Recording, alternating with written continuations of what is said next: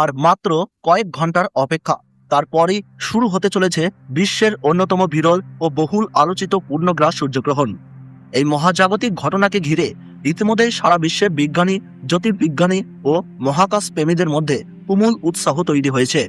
বহু মানুষ এই বিরল দৃশ্যের অপেক্ষায় রয়েছেন। অন্যদিকে গ্রহণকে কেন্দ্র করে বিভিন্ন ধর্মীয় বিশ্বাস, জ্যোতিষশাস্ত্রের সতর্কবার্তা এবং নানা ধরনের আলোচনা ইতিমধ্যেই সামাজিক মাধ্যমে ব্যাপকভাবে ভাইরাল হয়েছে।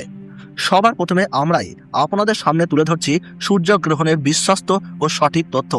কেউ বলছেন গ্রহণ হবে দিনে, আবার কেউ বলছেন গ্রহণ হবে রাতে, ফলে অনেকেই বিভ্রান্ত। কিন্তু এবার আর কোনো কনফিউজ নয়। পঞ্জিকা ও নির্ভরযোগ্য তথ্য যাচাই করে একদম সঠিক সময়সূচি আপনাদের সামনে তুলে ধরছি। তাই ভিডিওটি একদম শেষ পর্যন্ত দেখুন, আপনার সমস্ত বিভ্রান্তি দূর হয়ে যাবে। তাই এই ভিডিওটি দেখলে আর আপনাদের কোনো ভিডিও দেখার দরকার নাই।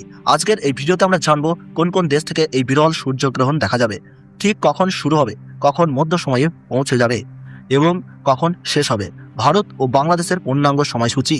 এছাড়াও গ্রহণের সময় কি কি করবেন আর কি কি করবেন না, নিরাপদে কিভাবে দেখবেন এবং প্রচলিত বিশ্বাস অনুযায়ী গর্ভবতী মহিলাদের জন্য কি কি সতর্কতার কথা বলা হয়েছে, সবকিছুই বিস্তারিত জানাবো এই ভিডিওতে।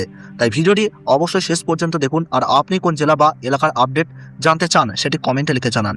গুরুত্বপূর্ণ খবর সবার আগে পেতে আমাদের ইউটিউব চ্যানেলটি সাবস্ক্রাইব করতে ভুলবেন না। গ্রহণের সময় কি করবেন?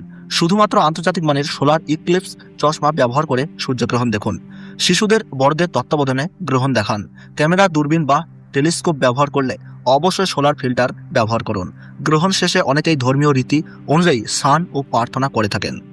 এবং গ্রহণের সময় কি কি করবেন না, খালি চোখে সূর্যের দিকে তাকাবেন না।